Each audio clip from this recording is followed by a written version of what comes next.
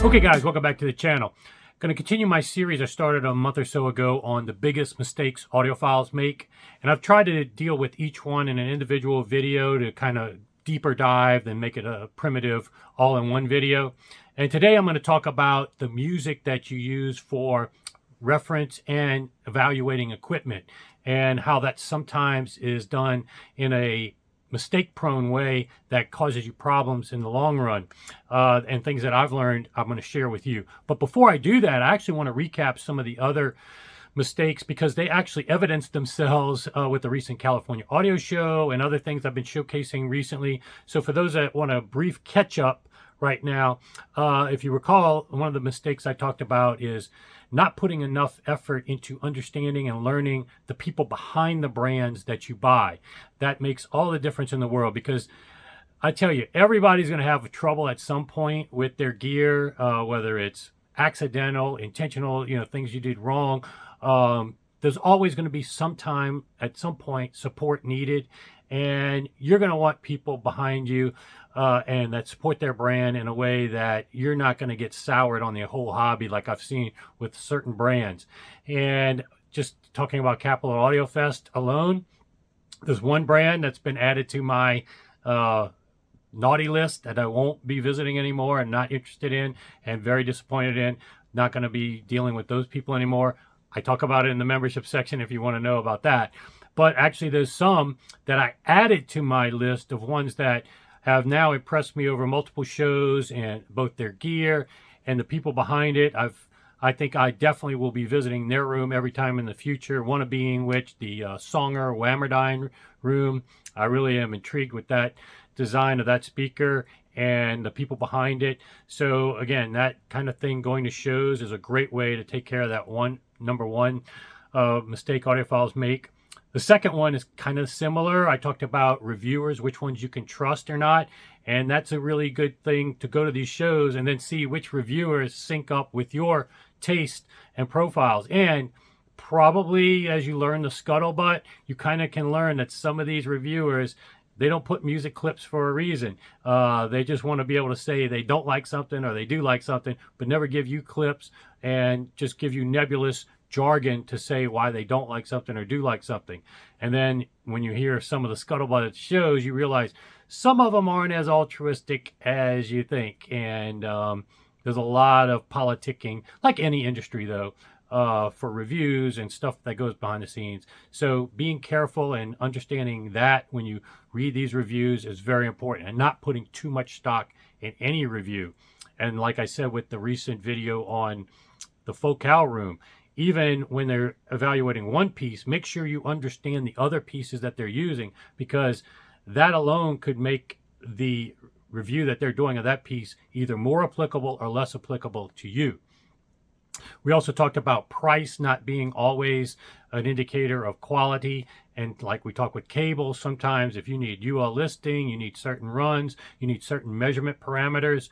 Oftentimes it's going to be a cheaper brand that may not give you the aesthetics and other things that you value, but sometimes for performance alone, that sometimes is better, the cheaper model, or at least equal.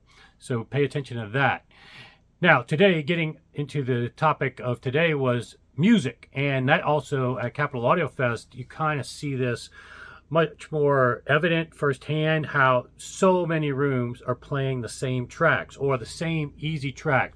Boss Gags, Tin Pan Alley, Nils Lofgren, Keith Don't Go, very friendly songs to any kind of system.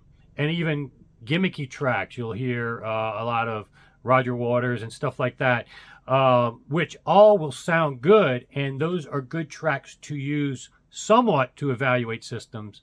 But the reality is, every system is going to sound pretty good with those tracks, and that's why these rooms play it. They don't have to worry about you running out of the room being annoyed or too bright. These songs just don't have that harmonic structure in them to cause that issue, so they can play it loud and they can feel comfortable. Any warts in their system aren't going to get revealed with these songs. But on the flip side, that's really what you want to uncover. You're not going to want to play these songs all the time. I mean, certain audiophiles do, but you're really not if you really want to use your system for the music. If you're buying your system to listen to music versus listen to equipment, this is something you're going to want to play whatever you listen to regularly. Don't feel afraid to request that at the show, or bring that album, bring that song, or request it for streaming. That ultimately is the number one track or set of tracks you should use, the stuff you listen to.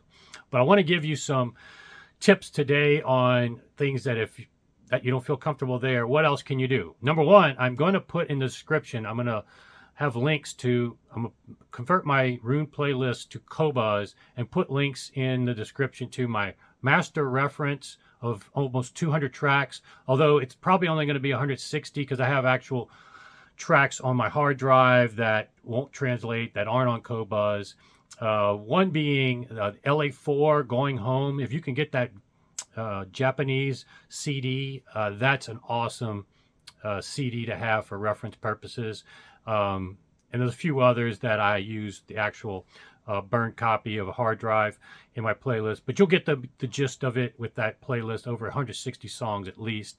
But I'm also going to give you an EDM playlist, a rap playlist, and one that's focused on strictly female vocals, so that all of these playlists combined should be used at some point if you're truly evaluating gear. Obviously, you can't go to a dealer or these shows and listen to all of these tracks. But inevitably, I've found sometimes I'll make changes in DSP or change gear, and it won't be evidenced until I listen to quite a few of these tracks, whether I like or dislike whatever change was made. And certainly even the volume that you listen to these tracks. Don't forget that too. A lot of things don't evidence itself at low volume, but at different volumes, higher volume, then you hear issues that you previously didn't notice. So keep that in mind when you're picking these tracks and doing everything. Sometimes you have to go through these tracks multiple times to truly get an evaluation if you're doing an analytical review of gear. Now, the secret, though, I think that a lot of people overlook is using YouTube videos. And I also have a playlist already on my channel, the best YouTube videos I've found for music. So either for performance purposes or on quality of recording, I found it better than what's on streaming, or at least equal, enjoyable. But the advantage is not only, in some cases, they have better dynamic range and better quality recording, or better performance, as I said, but the advantage you get with visual is that now you can see how the recording was mic'd. You can see what instruments are playing. A lot of times when you're just blind looking at a blank wall listening to music, you don't know where it was mic'd, where that instrument was relative to the stage. And a perfect example is the track I have in my playlist on the jazz variants. When I was listening to it without the visual, I was thinking almost there was some phasiness and weirdness with the song because the timing seemed a little bit off. But then when I watched them actually playing, it was two of the bells going at the same time, but not exactly the same. So that timing mismatch was because they're playing, actually hitting two notes with the xylophone, I think it is, at the same time. And a combination of notes together, of instruments together, creating that unique sound that I didn't know what it was without that visual complementary thing. But you can also see how they mic guitar kits. Do they have an ambient mic above, getting that spaciousness, or is everything just mic'd real closely? That can help you determine whether what you're hearing is truly a reference or not, based on what you see on the screen and how things are mic'd. And just to pick on one recording that I think gets overused a lot, Tin Pan Alley, which is, everybody buys that, and you know they got to have the vinyl version, the analog tape, and the streaming CD. But quite frankly, if you read about that track, it was actually just a practice session where they didn't even have the mic levels set right. And really, one of the reference things to kind of notice with that track is not how good it sounds. It's going to sound good on almost every system, and it's very pleasing harmonic structure. But there is actually a noise floor on the left side because the levels aren't set right on those mics, that it picks up a little bit on stage mic. That's one of the things, the nuances that you can pick out. How well does your system reveal that? Not so much how it impresses you with that presentation in a true harmonic sense. So same thing with Roger Waters and Amused to Death. Sometimes it's cool to hear things 20 feet left or right from a soundstage perspective. But then when you put on headphones or you do that Bach SP where it takes out the inaural crosstalk, you realize that that was actually mastered not to be 20 feet away to the left or right, but it was mastered to actually be behind your head in certain spots differently than what normal floor standards would wow you with from a traditional standpoint of, oh, wow, they must have great soundstage. But it's all about how accurate it is to what was mastered that you have to understand. So don't get wowed by great tracks and gimmicky tracks alone and be wowed by the track. Be wowed by what your system can do with it, true to the original. And in the long run, even if it's not pleasing on that song, in the long run, something that's more accurate to what your ears like and to the actual mastering is probably better off for you. The mastering people are not as bad as everybody makes them out to be. These people are listening on really good headphones or good monitors in most cases and make decisions that are based in some respect on sound quality. So don't arbitrarily just say those people are idiots.